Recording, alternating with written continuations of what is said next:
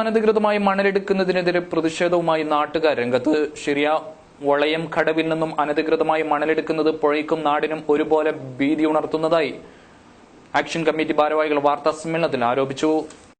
ഷിറിയ വളയം കടവിൽ നിന്നും അനധികൃതമായി മണലൂറ്റുന്നത് കാരണം ഷിറിയ പുഴയും നാടും ഒരുപോലെ ഭീഷണിയിലായിരിക്കുകയാണെന്ന് ഷിറിയ പുഴ സംരക്ഷണ സേന ഭാരവാഹികൾ പറഞ്ഞു. നിയമപരമായി അനുവദിക്കപ്പെട്ടിട്ടുള്ള 6 പാസുകൾ ഉപയോഗിച്ച് പ്രതിദിനം 50 മുതൽ 70 ലോഡ് വരെ മണൽ കടത്തുകയാണ്. ഇത് പ്രദേശത്ത് രൂക്ഷമായ കുടിവെള്ളക്ഷാമത്തിന് ഇടയാക്കി. ഒപ്പം റോഡിന്റെ തകർച്ചയ്ക്കും കാരണമായി. പുഴയും നശിച്ചുകൊണ്ടിരിക്കുന്നു. നാട്ടിൽ അരാജകത്വം സൃഷ്ടിക്കുന്ന മണൽ മാഫിയക്കെതിരെ പ്രതികരിച്ചാൽ നാട്ടുകാരെ ഭീഷണിപ്പെടുത്തുകയും ആക്രമിക്കുകയും ചെയ്യുന്നതിനാൽ ആരും തന്നെ പരാതി പറയാൻ തയ്യാറാകുന്നില്ല. പ്രദേശത്തെ government higher secondary school PTA കമ്മിറ്റിയിൽ ചില മണൽ മാഫിയക്കാർ കടന്നുകൂടിയത് കാരണം സ്കൂളിന് ലഭിക്കേണ്ട വികസന ഫണ്ടുകൾ നഷ്ടപ്പെടുകയാണെന്നും ഭാരവാഹികൾ പറഞ്ഞു.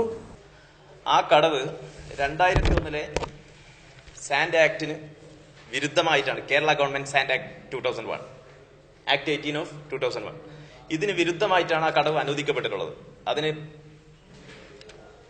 ഡിസ്ട്രിക്ട് എക്സ്പേർട്ട് കമ്മിറ്റിയായ കളക്ടറും അതുപോലെ തന്നെ ഇറിഗേഷൻ ഡിപ്പാർട്ട്മെന്റും ജിയോളജി ഡിപ്പാർട്ട്മെന്റും ഇവരൊക്കെ ചേർന്ന്, അതായത് പഞ്ചായത്ത് സെക്രട്ടറി ഇവരൊക്കെ ചേർന്നത് അനുവദിക്കപ്പെട്ടിട്ടുള്ളത്. ഏകദേശം 6 വർഷത്തോളമായി കടവ് അനുവദിക്കപ്പെട്ടിട്ട്. ഇതിനു മുമ്പും 3 വട്ടം ഞാൻ പരാതിയുമായിട്ട് ബന്ധപ്പെട്ട ഉദ്യോഗസ്ഥരെ സമീപിക്കുകയും 2 വട്ടം അതിൽ വിജയം കാണുകയും, അതായത് നാട്ടുകാരുടെ നേതൃത്വത്തിൽ പഞ്ചായത്ത് സെക്രട്ടറിയെ കണ്ട് ഇത് നിയമവിരുദ്ധമാണ്, ഈ കടവ് പൂട്ടണമെന്ന് പറയുന്നതിനനുസരിച്ച് അവർ പൂട്ടുകയും വീണ്ടും രാഷ്ട്രീയ സ്വാധീനത്താൽ ഇത് തുറക്കപ്പെടുകയുമാണ് ചെയ്തത്.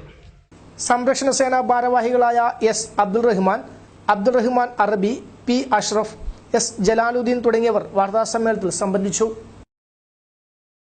മുളിയാർ കോട്ടൂർ കാർത്തിക്